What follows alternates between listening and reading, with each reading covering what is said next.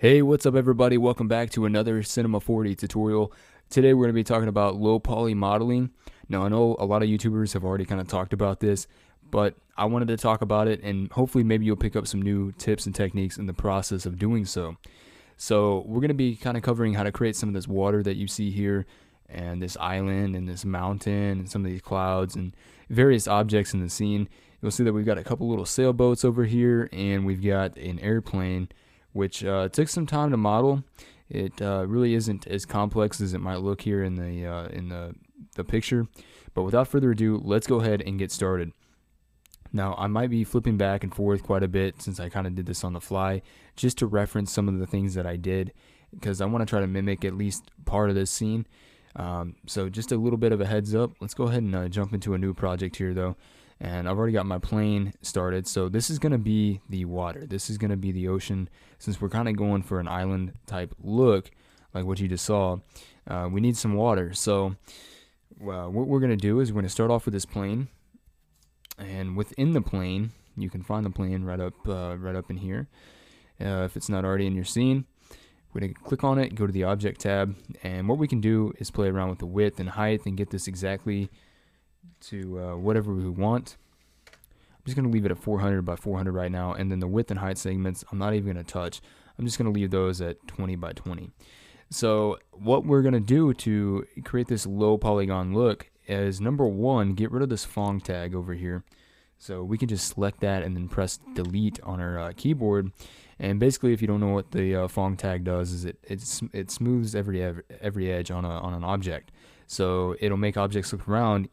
Now, with a low polygon look, we don't want that, obviously, because we want to see the polygons. That's kind of like a shading object, pretty much.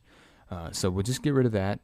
And then what we'll do now is we're going to go ahead and grab a cloner, because we need a cloner so that when we use one of these effectors here, or these deformers, when we use one of these deformers, it knows what to deform.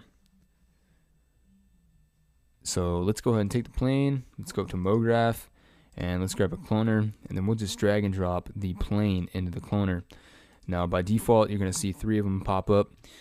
Bear in mind, I am working in Cinema 4D R16, so if something looks a little bit different for you, just bear that in mind. So we're just going to change the count from 3 to 1, so we have 1 in our scene, and what we can do is just completely zero that out. And now we've got our plane. So what do we need to do now? So right now we need to go to the deformer, and we're going to grab a displacer. The displacer is going to pretty much drive everything as far as the noise and the polygon look of the water. It's got to be a little bit choppy because it's water. So we're going to grab a displacer, and that is going to control that. So let's go ahead and put everything into a null real quick. So we can highlight everything and then just press Alt G on our keyboard, and that's going to highlight everything into a null. So now we've got that. And if we go back to our reference, you'll see that we have a plane as a child of a cloner, and the cloner a child of the displacer, followed by the null as the main parent. So let's go over here and let's mimic that. So we need to make the plane right here, child of the cloner, child of the displacer, child of the null, and I'll just go ahead and make the plane editable by highlighting it and pressing C on the keyboard, and now we have an editable object. So you're not seeing anything happen in the viewport right now, and that is because we have not configured any settings within the displacer. So to get some noise and something visually to change here, we need to select the displacer, and we need to go to shading, then go to shader. And what I found works best for this is a noise or a surface. It's really up to you. So, for example, we can go to surfaces, and we can go to, let's just try water. And the second we add that, you're gonna notice we're getting a very choppy squared polygonal look, which is kind of what we want. So additionally, what we can do is go in here in the shader, select it, and we can play around with these thresholds of the colors. As we modify these little knots, you will see that affects the look of the noise applied to the plane. So that's really cool. Additionally, what we can do is play around with some of these values as well and just see how that kind of changes things up. I'm not going to spend a whole lot of time on this because this is all personal preference. It's up to you. It's however you want to make it look. This is just essentially how to accomplish that. So we've got our water here. We're pretending this is water. Let's go ahead and double click down here, and we're going to create a new material. We'll double click on the material and check off reflectance and just leave the color checked on, the color channel checked on. And we'll just find a nice bluish color. So something along the lines of that. And we don't have anything else checked on here. It's just the color itself. That's the nice thing about working in a low poly look environment, is that we don't have to go real super detailed and crazy with stuff. It can be very simple and very basic. And just like that, we now have the water. And this is going to be the main landscape, the main foundation of the entire picture. So let's go back here to the reference of what I created, and you'll see the water here as well. And to create the islands is pretty simple. Now I turned these into editable objects, but essentially what was used to create those was, I believe, I just used a sphere actually, and I checked off render perfect, and I took off the Phong tag again because we don't want this sphere to look perfect by any means. And then change the type to,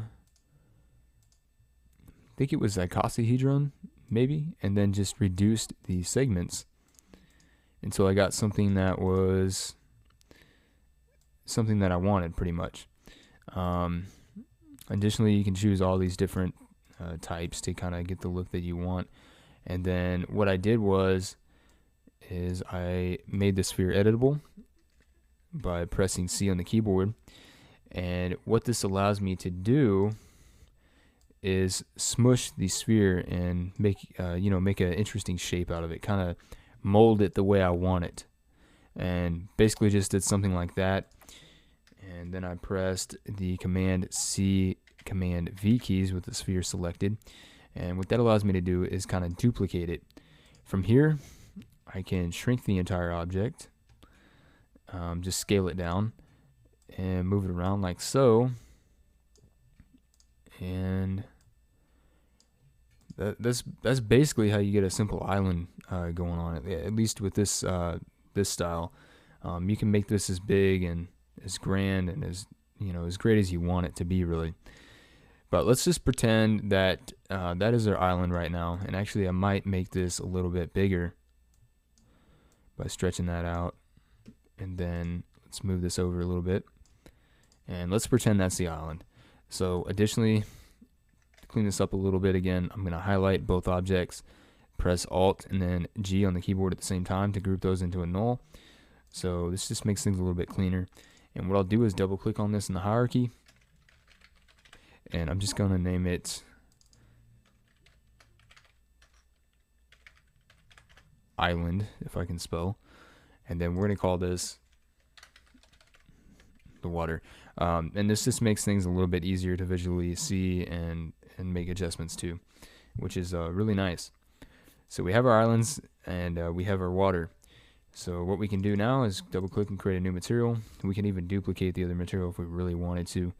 And anyways, we're just going to create a simple, light sandy looking texture and just apply that onto both objects like so. We don't really need to mess with the projection necessarily. We can change it to whatever we want, but because it's such a simple basic material, the projection really isn't really important in this case. So there we have our little island. There we have the water. So quickly, we're already getting somewhere. So the next step would be to maybe add some palm trees as shown here. So let me go ahead and click out of this camera view, and we'll just kind of zoom in here. And you can see that we've got some palm trees. Now these aren't super perfect by any means. I just kind of threw these together real quick and real simple. Two of these are just perfectly straight, and then this one I threw a little bend deformer on to kind of give it a little bit of a curve, if you can kind of see that. So let's go ahead and talk about how I made those. So let's go back over here to our project, and what I'm going to do is just go up here and grab a cube, and of course that is way too big for a scene, so let's grab these little orange squares on the side, and we'll scale these down just like that. And it definitely does not need to be this tall.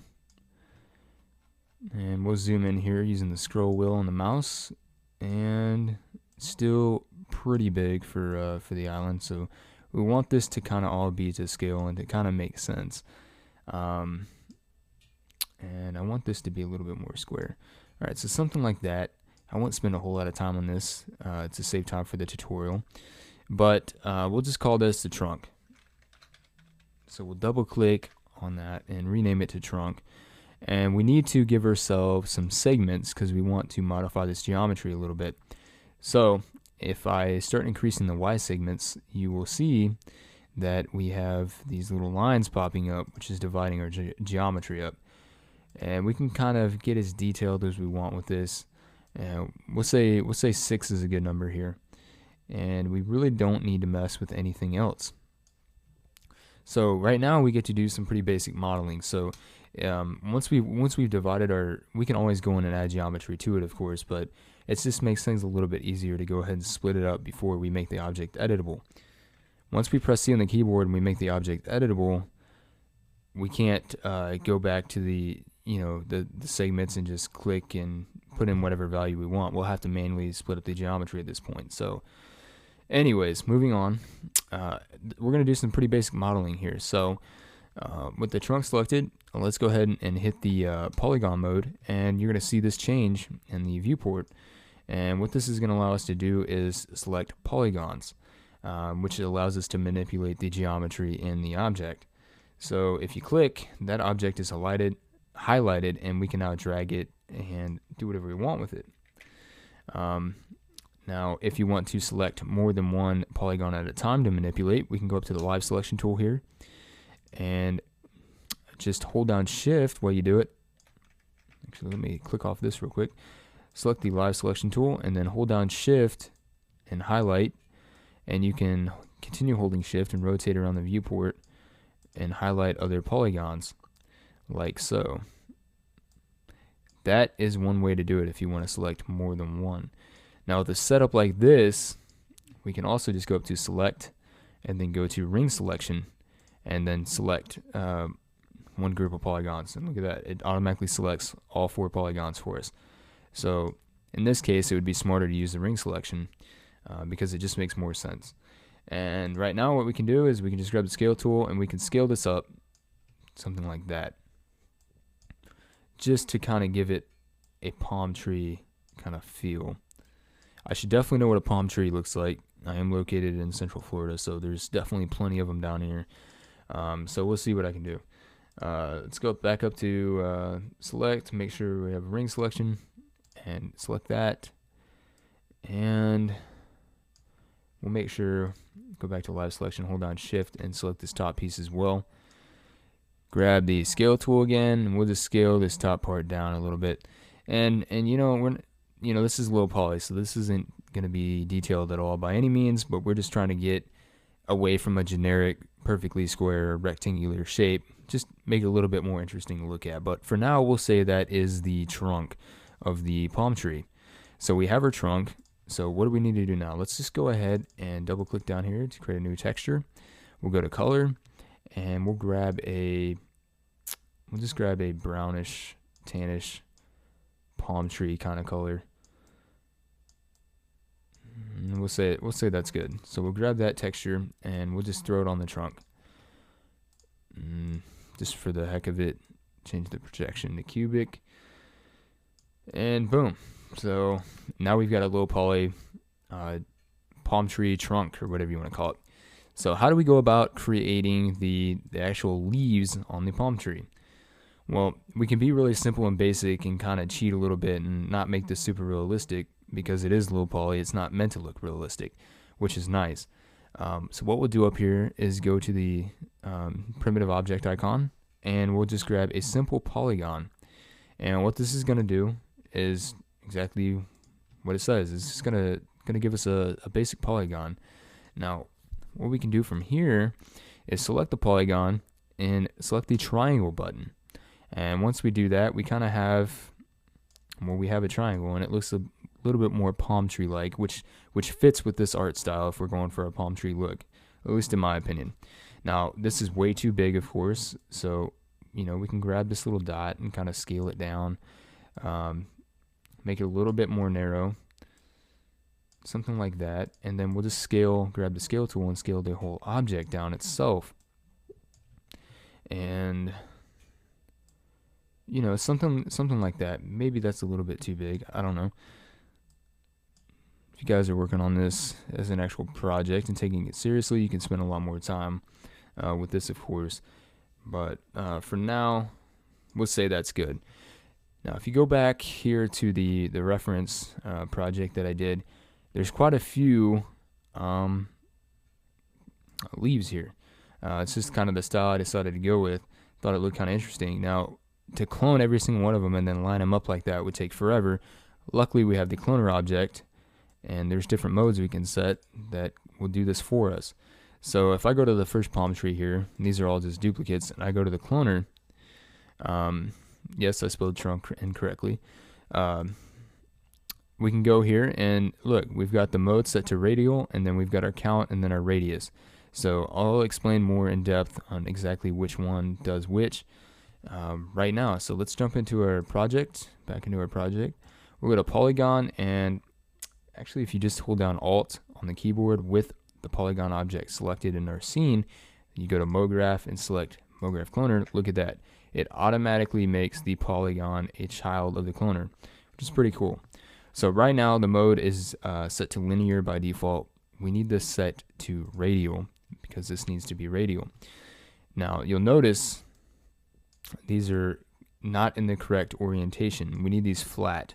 So we'll change the plane to, if I can remember correctly, XZ, so these are flat. And then what we'll do is just increase the count like I did in the previous project to say a number like 25, or it's really whatever we want it to be. So maybe I want to do 48. Now they're not exactly in line with the tree trunk, so we need to shrink the radius of these leaves. And that might be too much, so we can reduce that. Just like so. And then we'll grab the cloner, grab the move tool, and we'll just position the leaves right over the tree trunk. Just like so. And then if you go back to the original project, you'll notice that we pretty much have a very similar look. So not too bad, not too hard. Now I believe I played around with some of these values to kind of get these to bend down a little bit.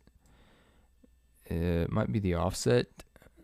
I don't remember exactly what I did to get those leaves to bend down.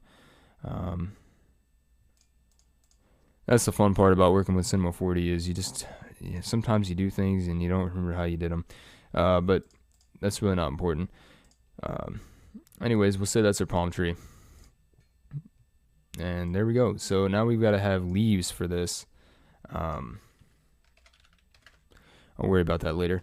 So now we got to have leaves. So let's just go ahead and select this material and change the color to a greenish palm tree looking kind of color. We'll call that color good. Throw this on here and just change that to whatever we want. And there we go. There we have a palm tree. Just try to center that a little bit better. Once again, we can take this entire object here now, the trunk, the polygon, and the cloner, put this into a null using Alt G for Alt Group. Double click on this. And we'll call this palm tree. And then what we can do, Command C, Command V on the keyboard if you're on Mac, and we'll duplicate it. And then now we have more than one palm tree that we can play around with and rotate and kind of modify to make it look a little bit different from the other one. But yeah, so that's that. Anyways, I just took a quick break to that was kind of driving me nuts how I rotated these down. Figured it out. I went in the cloner, and then I went to the pitch. Not the plane, but on the trees. Went to the polygon, cloner, transform, and then I adjusted the pitch. So these kind of had like a downwards look to them. So I'll do that to both of these real quick. Just change that to the same exact value. And now we've got some palm trees that don't have perfectly straight leaves. Apologize, guys. Like I said, sometimes when you do things, you forget exactly what you did. But that is that. So in the original project, I have 3 of them. So I'll just make another copy of this guy. And we'll grab the move tool and we'll just adjust him. We'll actually make this guy a little bit smaller than the rest just to add some variation. And that will be that. Now, let's go ahead and get rid of these Phong tags off these objects so they are not rendering, doing any kind of shading whatsoever. We want to be able to visually see the polygons.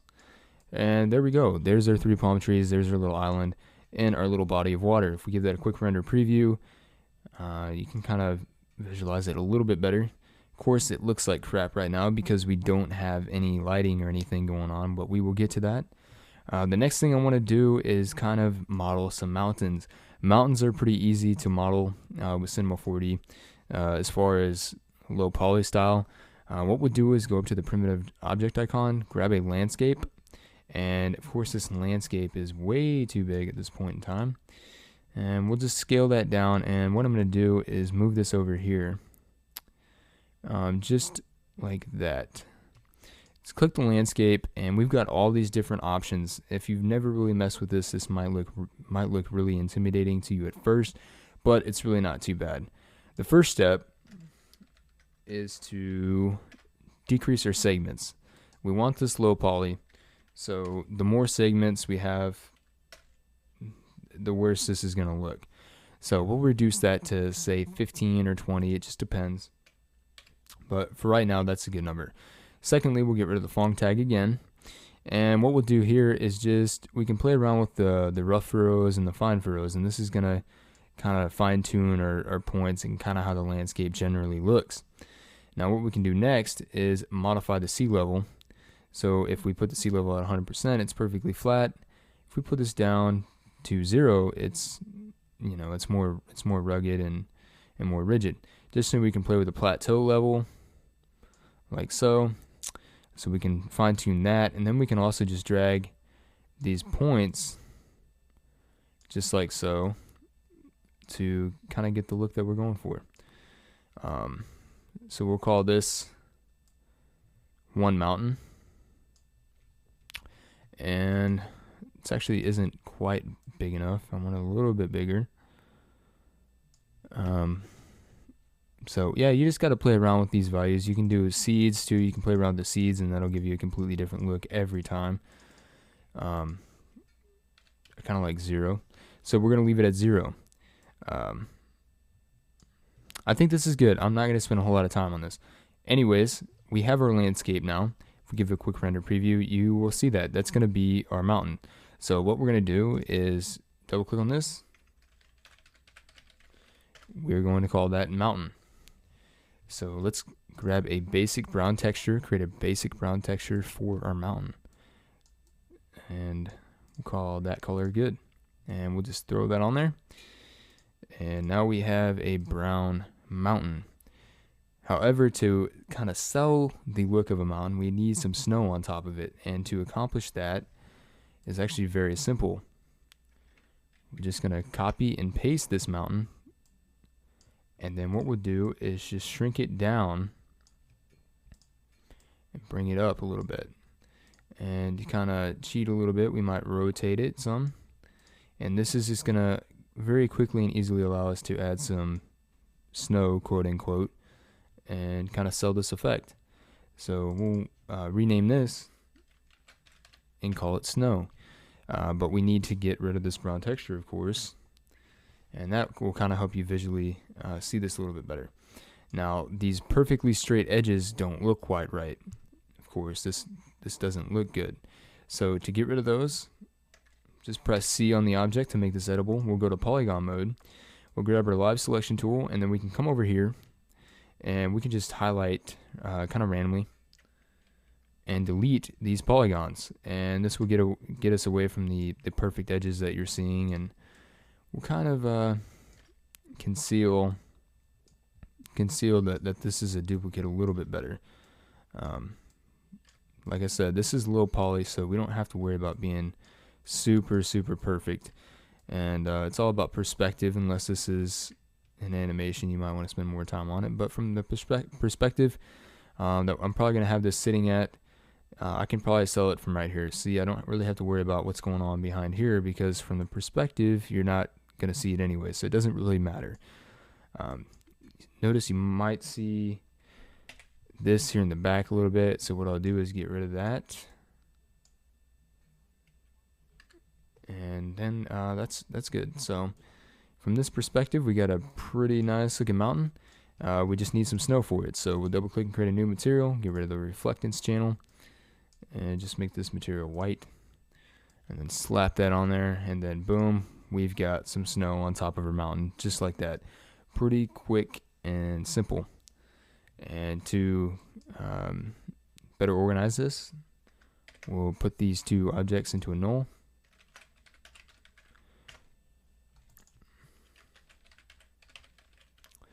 Call it mountain.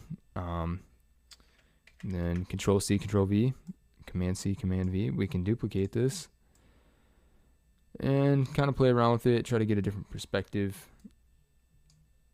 Maybe shrink it a little bit, rotate it, and there, you would never know that we just used the same exact model to kind of make this mountain look a little bit different. So just like that, that's pretty much how you create a low poly mountain in Cinema 4D. It's very easy, and in a span of about, I don't know where we're at in the recording, probably 25-30 minutes. See over here in the hierarchy, it looks like we've got a lot going on, but really we don't. This is really basic, simple stuff, and it just goes to show you, if I go back to the original project, I mean, if I kind of expand these, it looks like I spent hours on this, but I really didn't. Only just a couple. All right, so we have our mountains. We can do more, of course. We just duplicate this a couple more times. Just kind of want to fill this background in a little bit, and we'll rotate it.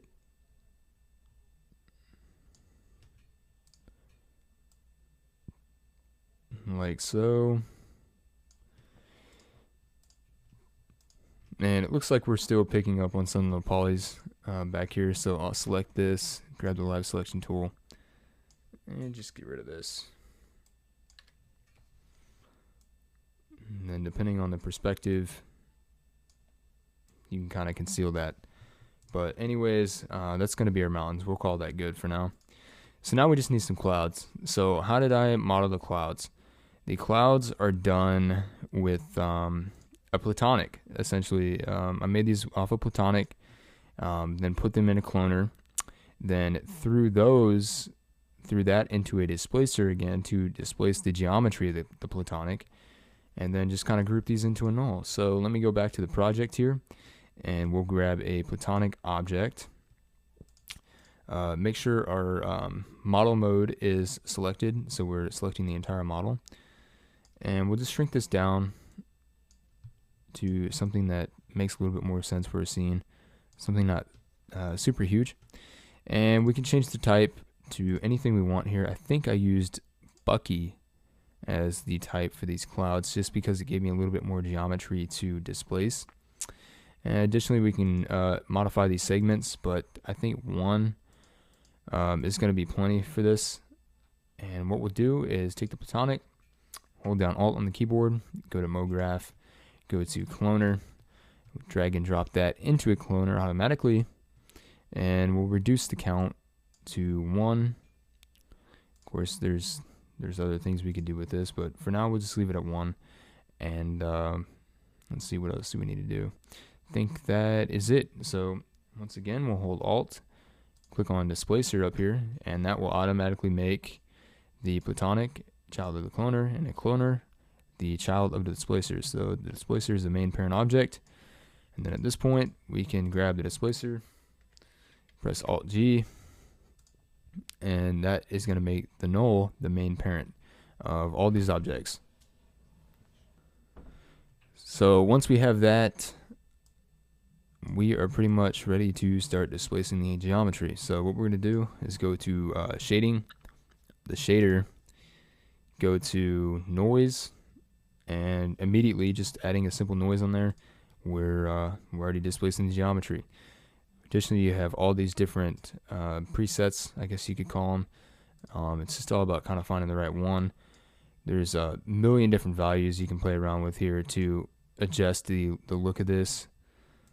But I just wanted something that was kind of spherical, but obviously wasn't perfect, that looked a little bit more cumulonimbus, I guess you could say.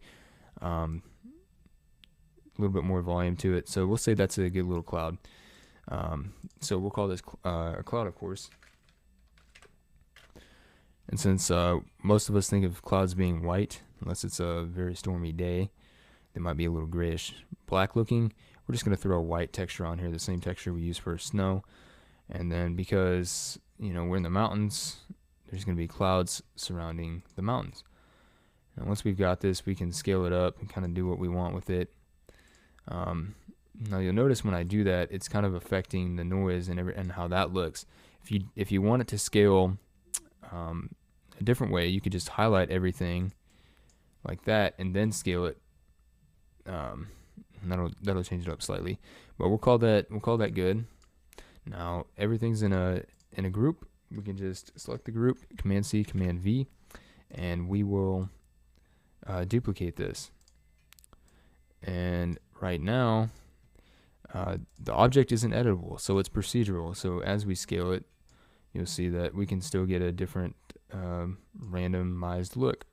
So it's real easy to create random looking clouds by using the same reference object. That's basically what I'm trying to get at. So we can duplicate this again, throw this around here, rotate it, make it look a little bit different, and do this one more time. Duplicate this, and we'll make this the big one.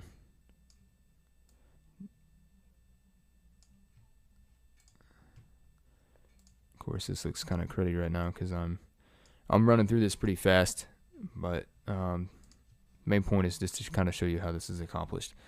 So we'll say that is our clouds, and I just want to move this one over just a little bit. There we go. So we'll call that clouds. Because this tutorial is already getting pretty lengthy, I may discuss and showcase how to create this plane, or maybe some of these sailboats, model these sailboats and make them look low poly in another tutorial. But like I said, this tutorial is getting pretty lengthy already, and I don't want to make it too long. So anyways, let's go ahead and work on the lighting. The lighting was pretty simple and straightforward. First things first here, let's go to our render settings. And since this is a still image, it's perfectly okay to, here in the frame range, to just render the current frame, as long as we're happy with that. But the main thing is, with low poly, we want to go to anti-aliasing and change the anti-aliasing from geometry to best, and then increase these minimum and maximum levels. Bear in mind, the higher these values, the longer it will take to render, but this is going to give us cleaner edges. If I were to render this right now, you should notice right off the bat, these don't look near as jagged, a lot of these lines and stuff. Anti-aliasing is very important with this low polygon look, because that's what you're seeing mostly is the lines and the polygons. So it's detrimental that looks good and that value is seen to. Next step is to go to effects and add in some ambient occlusion. We can bump up the minimum and maximum ray length if we want. Just give us a little bit cleaner result. Of course, you will sacrifice some render time by doing so, as you notice already. This is just using Cinema 4D's default lighting. So already we've got something coming together. Now for the lighting of the entire scene, literally all I did was grab, I've got a little fill light here, which I'll rename, and that's just giving it filling in some of the gaps and stuff, I guess you could say. It's kind of like an ambient light. But what's mainly lighting the scene is the physical sky here. That is the main object that is lighting everything, and we've got control over the sky, the sun, the atmosphere, sunbeams, a lot of different aspects that gave us that really clean look and feel to the polygon look. I wanted kind of a sunset look because we're viewing a tropical low polygon island. So to do this, I went up to the window, content browser. I mentioned this earlier. This already comes with preloaded with Cinema 4D R16. If you go to the presets and you come down here to sky, and then you go to skies or example scenes, I think it's this one, Glorious Sunset. This is the studio version, I believe, as well. Studio or broadcast. I don't think there's one version that doesn't have all this. So if you're not seeing it, and you are in Cinema 4D or 16, that might be why. But anyways, let's go and double click and we get this Glorious Sunset. Now what we're really only worried about is the physical sky object. Command C to copy that. We'll go back to our project. Command V to paste that in, and then just like that, we've already got lighting taking place in our scene. This gives us really quick and simple, easy lighting to work with really good results. Now you can go in here and you can configure a lot of different things. It's really up to you. It would take forever to kind of go through all these settings. It's all personal preference, but you have full control over how the sky looks, the horizon line, ozone, the atmosphere. So a lot of different stuff. For example, if I crank up the intensity, this value, everything just got a little bit brighter. If I go over to the sun tab here and I crank up the intensity here to say 110%, things get a little bit brighter. It changes the image. You've got full control over all of this. Lens flares, sunbeams, preview color, change the color of the sun to anything you want to really create the look and feel of your render. And then additionally, of course, you'll take it into Photoshop or some photo editing software and fine-tune it there. We're not going to go into that in this tutorial, but that's real quick and easy how you can set up some lighting. And then the last thing I did was just add some global illumination in here, and literally just left everything as default. Settings on medium, didn't really mess with those. And that's pretty much it for how to create the low poly landscape. What I'm going to do right now is just go ahead and give this a quick render preview, and I'll come back when this is finished, and then this is probably going to take a few minutes. We'll take a look at the results.